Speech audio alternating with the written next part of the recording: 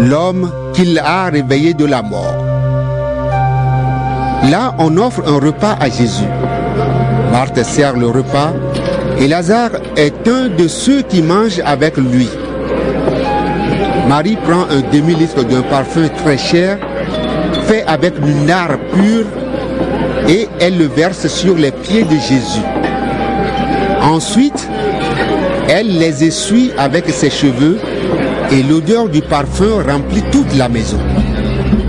Alors Judas Iscariote, l'un des disciples de Jésus, celui qui va le trahir, se met à dire: il fallait vendre ce parfum pour 300 pièces d'argent et donner l'argent aux pauvres. Judas ne dit pas cela parce qu'il pense aux pauvres, mais parce que c'est un voleur. C'est lui qui garde le porte-monnaie et il prend ce qu'on met dedans. Mais Jésus dit: laisse-la tranquille. Elle a fait cela d'avance pour le jour où on me mettra dans la tombe. Vous aurez toujours des pauvres avec vous. Mais moi, vous ne m'aurez pas toujours.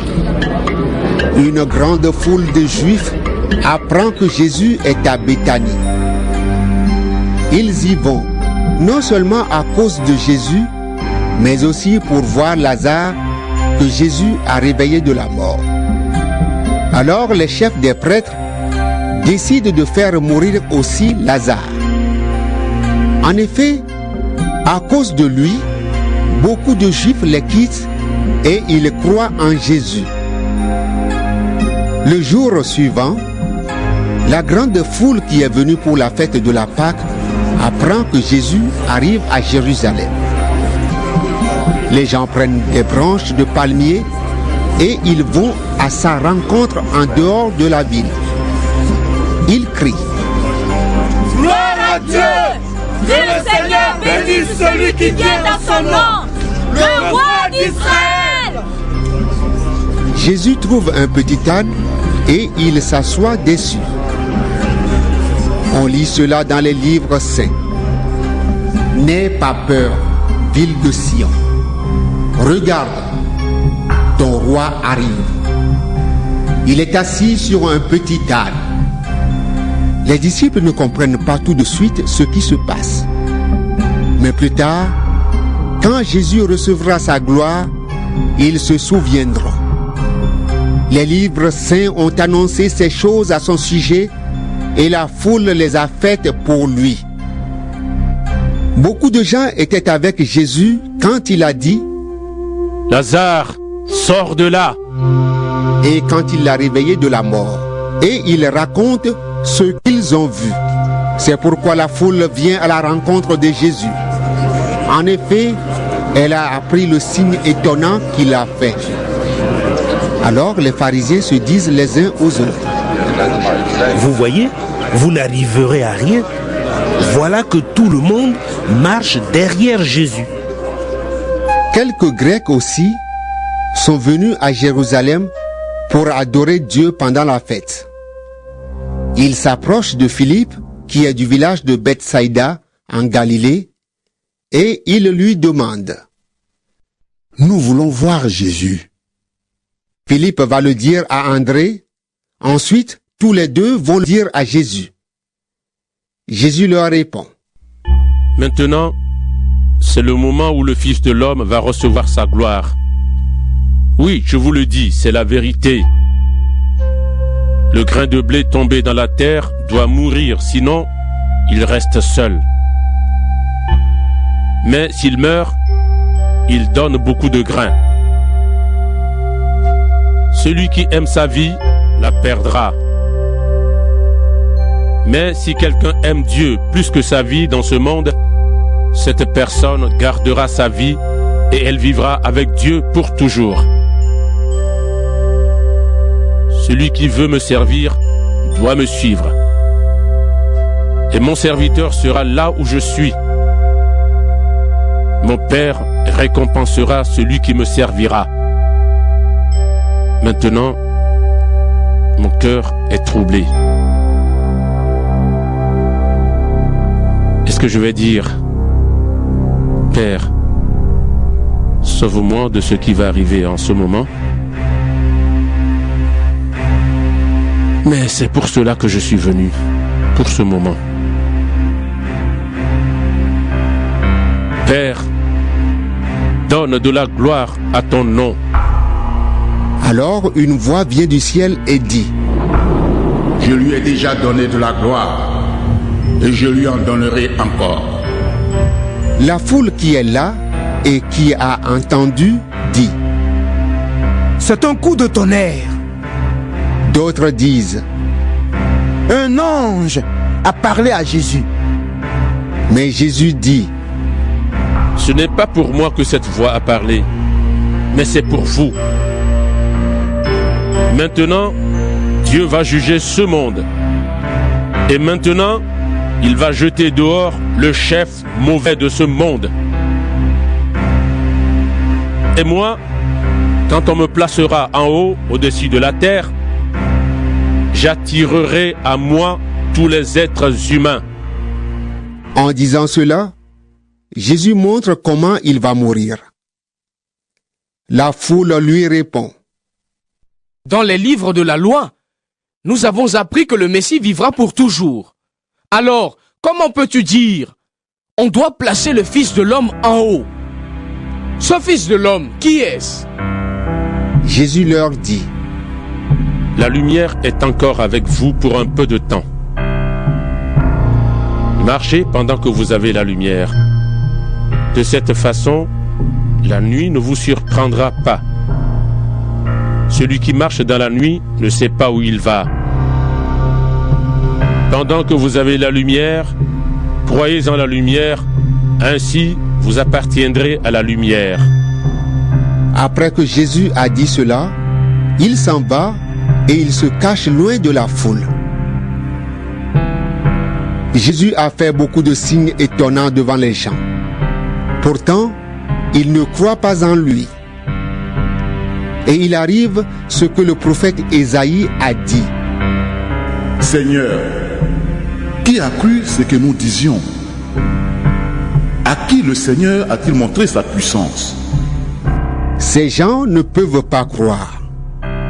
En effet, Isaïe a dit aussi: Dieu a rendu leurs yeux aveugles. Il a fermé leur intelligence. De cette façon, leurs yeux ne peuvent pas voir. Leur intelligence ne peut pas comprendre. Ils ne peuvent pas se tourner vers Dieu. Alors, Dieu ne peut pas les guérir. Ésaïe a dit cela parce qu'il a vu la gloire de Jésus et qu'il parle de lui. Pourtant, beaucoup de chefs juifs eux-mêmes se mettent à croire en Jésus. Mais à cause des pharisiens, ils ne le disent pas tout haut. Ils ont peur d'être chassés de la maison de prière. En effet, ils préfèrent les compliments qui viennent des hommes à la gloire qui vient de Dieu. Jésus dit d'une voix forte: Celui qui croit en moi ne croit pas seulement en moi, il croit aussi en celui qui m'a envoyé. Celui qui me voit aussi celui qui m'a envoyé. Moi, la lumière, je suis venu dans le monde. Ainsi, tous ceux qui croient en moi ne restent pas dans la nuit. Si quelqu'un écoute mes paroles, mais ne leur obéit pas, ce n'est pas moi qui le condamne. En effet, je ne suis pas venu pour condamner le monde, mais pour sauver le monde. Si quelqu'un ne veut pas de moi et refuse mes paroles, il sera jugé. Le dernier jour, ce sont mes paroles qui le condamneront. Mes paroles ne viennent pas de moi-même, mais elles viennent du Père qui m'a envoyé. Il m'a commandé lui-même tout ce que je devais dire et annoncer. Et je le sais. Le commandement du Père donne la vie pour toujours. Tout ce que je dis, je le dis comme le Père me l'a dit. Jean, Chapitre 13. C'est le dernier jour avant la fête de la Pâque. Jésus sait que le grand moment arrive pour lui. Il doit quitter ce monde et aller près du Père. Il a toujours aimé ses amis qui sont dans le monde et il les aime jusqu'au bout. Jésus et ses disciples prennent le repas du soir. L'esprit du mal a déjà mis dans le cœur de Judas, le fils de Simon Iscariote, l'intention de livrer Jésus. Jésus le sait. Il est venu de Dieu et il va près de Dieu. Il sait que le Père a tout mis dans ses mains. Pendant le repas, il se lève, il enlève son vêtement de dessus et il prend un linge pour le serrer autour de sa taille. Ensuite, il verse de l'eau dans une cuvette. Il se met à laver les pieds de ses disciples et à les essuyer avec le linge qu'il a autour de la taille. Il arrive près de Simon-Pierre qui lui dit: « Toi, Seigneur, tu veux me laver les pieds ?» Jésus lui répond: « Maintenant tu ne sais pas ce que je fais, mais tu comprendras plus tard. » Pierre lui dit: « Non, tu ne me laveras jamais les pieds. » Jésus lui dit: « Si je ne te lave pas les pieds, tu ne pourras pas être avec moi. » Simon-Pierre lui dit: « Alors, Seigneur, ne me lave pas seulement les pieds, mais aussi les mains et la tête. » Jésus lui répond: « Celui qui s'est baigné n'a pas besoin de se laver, sauf les pieds. En effet, il est propre tout entier, il est pur. Vous êtes purs, mais pas tous. » Jésus sait qui va le livrer. C'est pourquoi il dit: « Vous n'êtes pas tous purs. » Quand Jésus a fini de laver les pieds de ses disciples, il remet son vêtement et il s'assoit. Il leur dit: « Est-ce que vous comprenez ce que je vous ai fait? Vous m'appelez Maître et Seigneur, et vous avez raison. Je suis Maître et Seigneur. Alors si moi, le Seigneur et le Maître, je vous ai lavé les pieds, vous aussi, vous devez vous laver les pieds les uns aux autres. Je vous ai donné un exemple.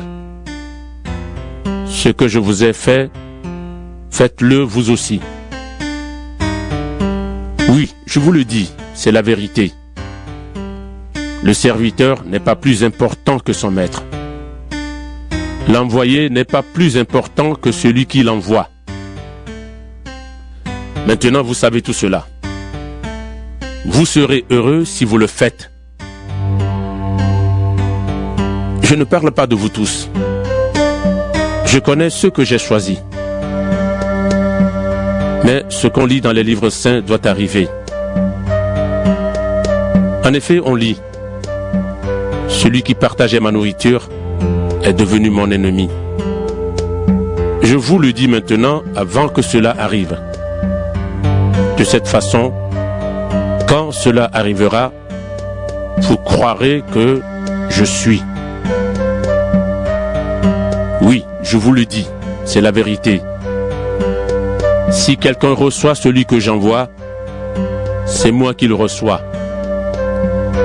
Et la personne qui me reçoit aussi celui qui m'a envoyé. » Après que Jésus a dit ces paroles, son cœur est troublé et il déclare: « Oui, je vous le dis, c'est la vérité. L'un de vous va me livrer. » Les disciples se regardent les uns les autres. Ils ne savent pas de qui Jésus veut parler. L'un des disciples, celui que Jésus aime, est assis à côté de Jésus. Simon-Pierre fait un geste pour dire à ce disciple: « Demande à Jésus de qui il parle. » Alors, le disciple se penche vers Jésus et il lui demande: « Seigneur, qui est-ce » Jésus lui répond: « Je vais tremper dans le plat